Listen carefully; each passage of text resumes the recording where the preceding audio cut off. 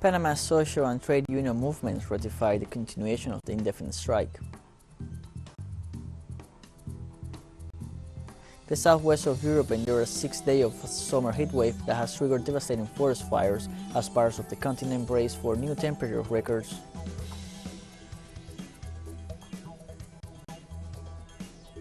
In Saudi Arabia, Crown Prince Mohammed bin Salman announced an oil production increase of 13 million barrels per day.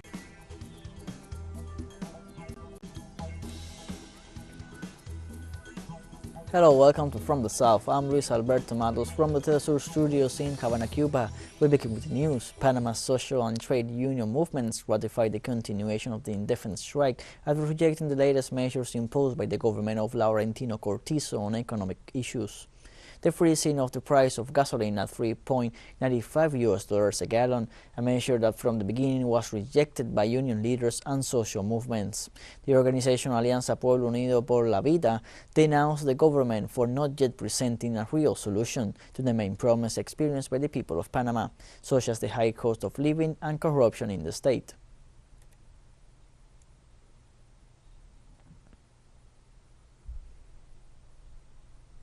We continue in Panama because this Friday repressive acts were registered in the eastern province of Chiriquí. According to the Alianza Pueblo Unido por la Vida, agents fired anti-riot projectiles and wounded demonstrators in the communities of El Sapo and 20 de Diciembre in this western district. After it was made public, the General Secretary of the National Union of Construction and Similar Industry Workers, Sontrax, Saul Mendez, blamed the attack on its consequences on the President of the Republic, Laurentino Cortizo, the Minister of Security, Juan Manuel Pino, and the General Director of the National Police, John Dorheim, for the repressive actions.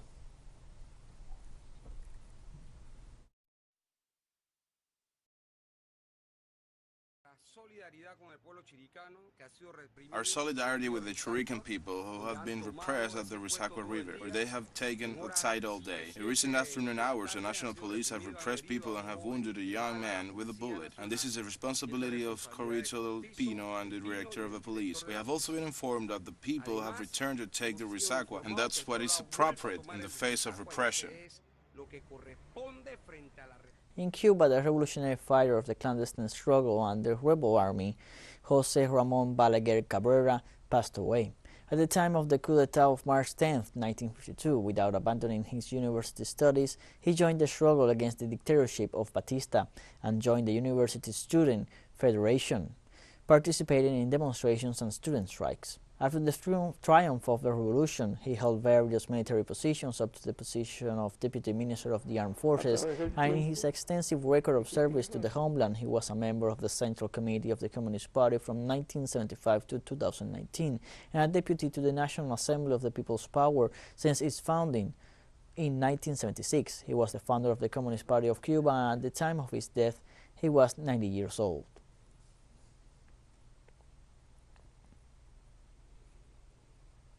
In the last days of his administration, the government of the President of Colombia, Iván Duque, plans to deliver a 3.9 billion pesos contract to a questioned Spanish corporation for the construction of a waterway in a Canal del Dique. The Colombian government informed that the 15-year concession will be granted to the construction company SACIR. This company has a wide participation in several infrastructure projects in the country, as well as 2 lawsuits for the construction of the Hisguara Bridge in Santander and the construction of the Pumarejo Bridge as well.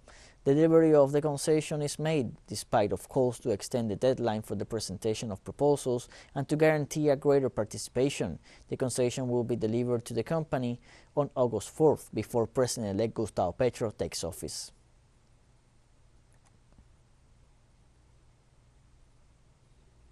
Also in Colombia, an attack against a road police post in the department of Antioquia has left at least 2 dead and 2 wounded. According to the authorities, the events occurred on the Medellin-Oruba highway in the municipal jurisdiction of the Imatango sector, when at about 9:30 a.m. local time, unknown men attacked a highway police checkpoint with explosives in Cañas Gordas, western Antioquia. A police inquiry is underway to determine whether this attack has been carried out by members of the Gulf clan. In an effort to suppress violence, the mayor's office of Chigorodo has issued a restriction order for motorcycles forbidding their circulation from 8 p.m. to 4 a.m. to be enforced until next Wednesday, July 20th.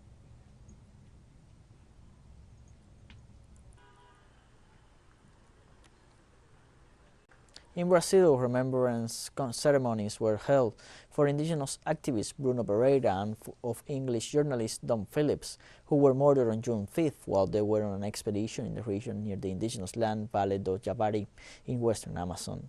One such ceremony was an interreligious one held at the Sé Cathedral in the central part of Sao Paulo, attended by thousands of people, including Beatriz Matos, Pereira's widow, and Alessandra Sampaio, Phillips' widow. Also present were several indigenous leaders, politicians, and some celebrities. At all those ceremonies, people denounced the responsibility of Jair Bolsonaro's government in the invasion of indigenous territories. The ceremony also paid tribute to the life and work of Dom Claudio Humes, Archbishop Emeritus of Sao Paulo, who died on July 4th, who championed the rights of the indigenous people.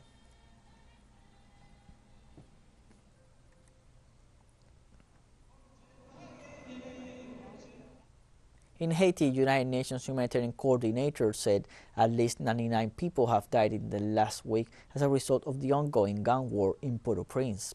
According to data reported by the UN office, the escalation of fighting between rival gangs in the capital's Cité Soleil district has also left 135 injured.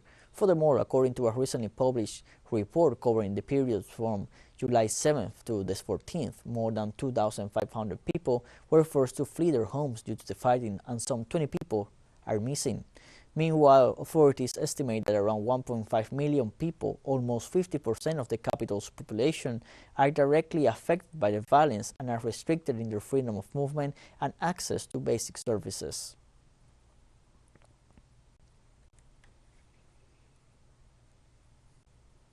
Also in Haiti, fuel shortages and high prices are causing long lines at gas stations and raising tensions among citizens. The economic crisis and the shortage of gasoline are causing longer and longer lines in front of gas stations in Port-au-Prince. The fuel crisis has persisted for several months, forcing the closure of some gas stations in the capital, at a time when the price of gasoline in the black is 5 times the official price, with the consequent increase in the cost of transportation and of the basic basket. This situation worsened over the last week as clashes between gangs for the control of the Martisan neighborhood caused the blockade of the Veru terminal, which stores 70% of the country's fuel.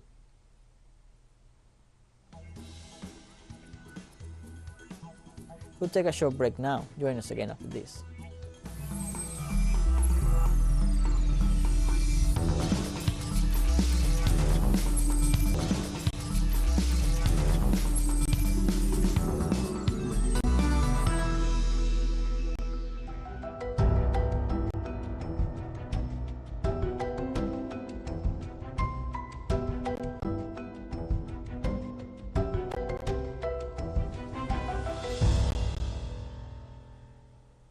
Welcome back from the south. On Saturday, the southwest of Europe endured a 6th day of a summer heatwave that has triggered devastating forest fires as parts of the continent brace for new temperature records early next week. Over this past week, firefighters in France, Portugal, Spain, and Greece battled forest fires that ravaged thousands of hectares of land, with some firefighters falling in the line of duty. One of the farthest hit areas is the south of France, with over 10,000 hectares of forest destroyed and more than 12,000 people in total, residents and tourists combined, have been relocated into 5 emergency shelters. It is the second heatwave engulfing parts of southwestern Europe in weeks, as scientists blame climate change and predict more frequent and intense episodes of extreme weather.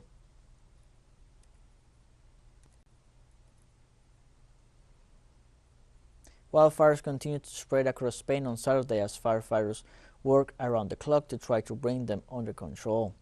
Efforts to tackle the fires come after government officials on Friday said that firefighters were tackling 17 fires across Spain. Footage released by the Forest Fires and Enforcement Brigade showed columns of smoke rising from burning areas in west-central Spain on Friday. A heat wave hitting Spain and Portugal has created conditions for flames to spread more quickly and hamper efforts to control them. Authorities are linking these more frequent, more intense, and more prolonged heat waves to climate change.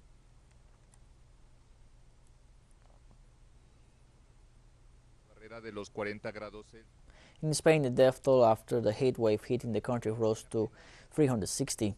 The Charles III Health Institute reported that these deaths are the result of the high temperatures registered during the first 6 days of the heatwave affecting Spain. The data provided would correspond to the period from July 10th to the 15th. On Friday, 123 deaths were registered in 24 hours, the highest number in a single day. According to the authorities, some of the factors that caused the death of these people were dehydration or decompensation due to chronic diseases aggravated in these hot weather seasons.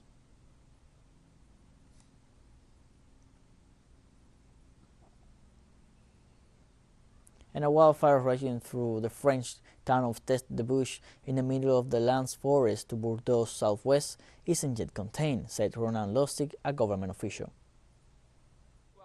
This evening, the fire has burned 3,200 hectares, who were at 3,150 this morning, so the situation is practically unchanged.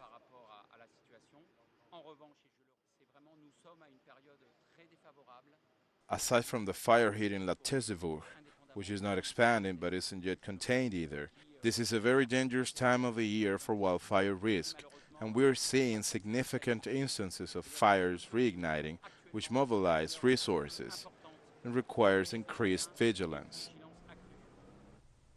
In Italy, several unions called an airstrike for this Sunday, July 17th, over labor demands. The strike will cause the cancellation of some 600 flights.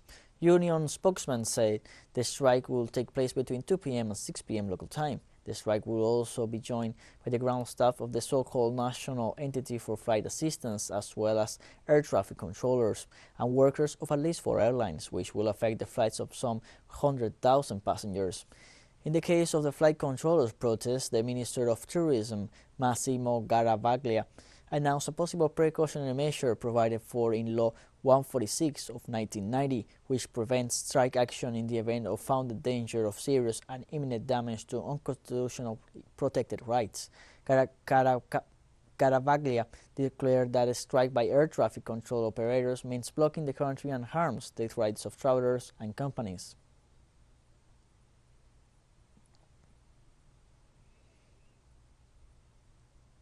And Repsol unions in Spain called a 3-day strike to denounce the loss of purchasing power of their workers' salaries in the middle of the country's inflation. Around 16,000 workers of the Repsol Group were called by the Trade Union Confederation of Workers Commission, the General Workers Union, the Workers Union and the Labor Union to carry out mobilizations in 1,000 of the company's centers due to poor salary conditions. At the same time, local sources informed that the first day of strike has obtained a 95% follow-up. For his part, the Communications Secretary of the Workers Union, Jordi Margalef, declared that Repsol employees have frozen earnings since 2020, which contrasts with the company's great economic results.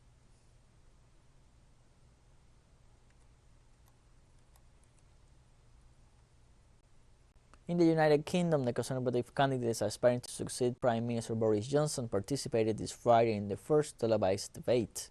Penny Mordaunt, a junior government minister and Royal Navy reservist who is little known to the general public, has emerged as the favorite to become the next Prime Minister. Meanwhile, former Treasury Chief Rishi Sunak has the strongest support among Conservative lawmakers in the vote so far. Conservative lawmakers will decant candidates to leave only 2 who will face a runoff election among all party members. The winner will be announced on September 5th and will automatically become the next Prime Minister.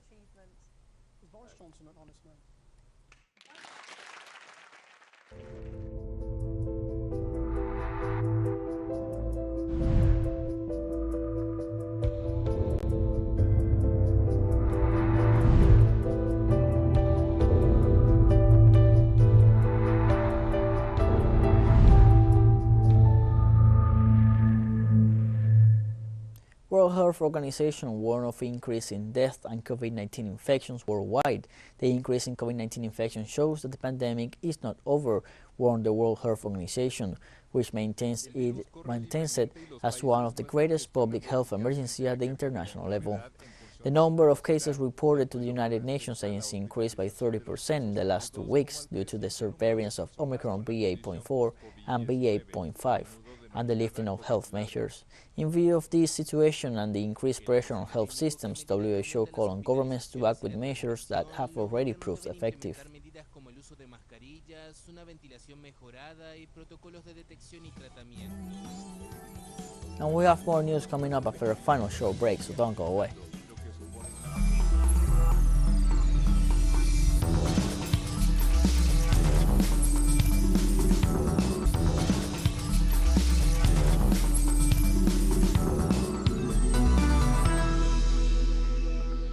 Welcome back from the south. In Saudi Arabia, Saudi Crown Prince Mohammed bin Salman announced an oil production increase of 13 million barrels per day.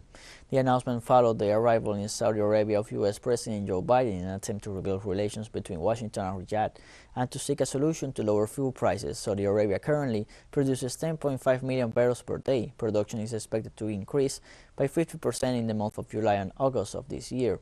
The White House says in a statement that Riyadh pledged to support efforts to balance the world oil market.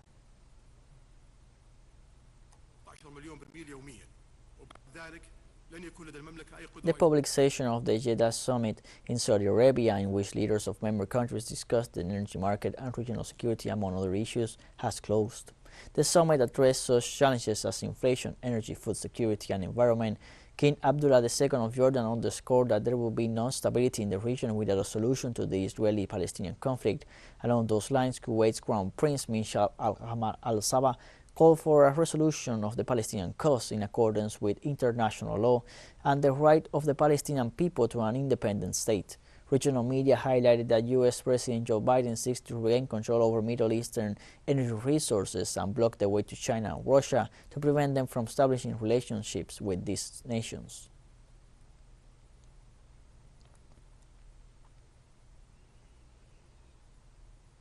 A two-day meeting of finance ministers from the group of 20 major economies ended in Indonesia without a joint statement after the conflict in Ukraine divided the global forum.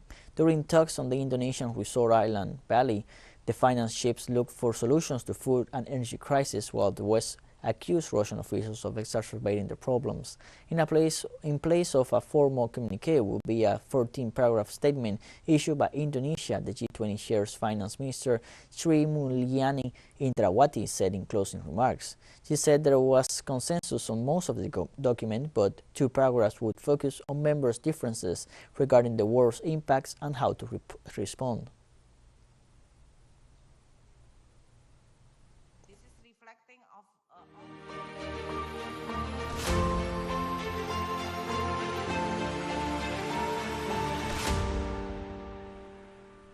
The Moscow City Mayor's office reported that since the military operation in Ukraine began, 26,000 people and 71 organizations joined forces to send 832.9 tons of humanitarian aid to the Donbas region. The chairman of the City Public Relations and Youth Policy Committee, Ekaterina Dragunova, said that more than 6,500 people joined the volunteer corps of the relief program. She also informed that these volunteers have been collecting essential items donated for the residents of the Donbas forced to leave their homes. Dragunova said the packages are received at 12 different collection points. Then they are delivered to the more than 500 temporary accommodation centers set up by Russian authorities for refugees.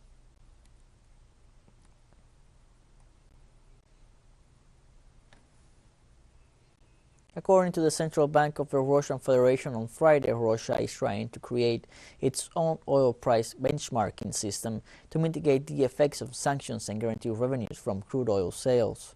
The Russian system is being presented as an alternative to the three primary global benchmarks that currently serve as reference prices for buyers and sellers of crude oil. Russia's key ministries, oil producers, and the central bank are planning to launch oil trading on a national platform in October. Russia will work to draw foreign partners to buy oil so as to achieve enough trading volumes between March and July of 2023 to establish a homegrown pricing benchmark.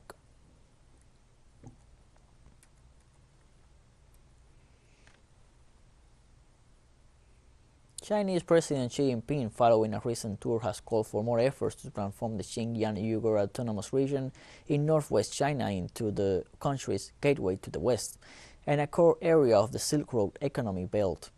At present, the area is China's connecting point to Central Asia, the Middle East, and Europe, owing to its strategic location as the country's westernmost frontier. It plays a vital role in the China Proposed Belt and Road Initiative, which refers to a framework of trade and infrastructure networks connecting Asia to Europe and Africa, along and beyond the ancient Silk Road routes. President Xi said the area is a multicultural hub that must be included in the country's overall plan of westward development.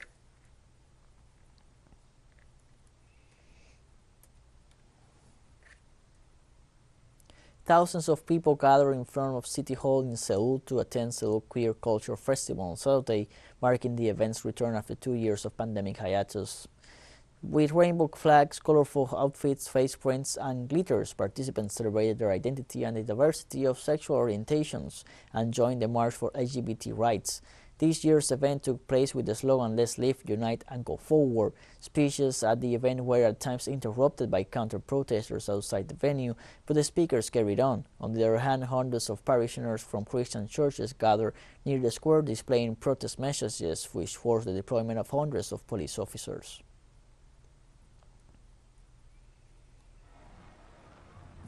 And we have come to the end of this news break. Remember, you can find these and many other stories on our website at telesurenglish.net. You can also join us on our social media, Facebook, Twitter, Instagram, and Telegram. For TeleSUR English, I'm Luis Alberto Matos. Thank you for watching.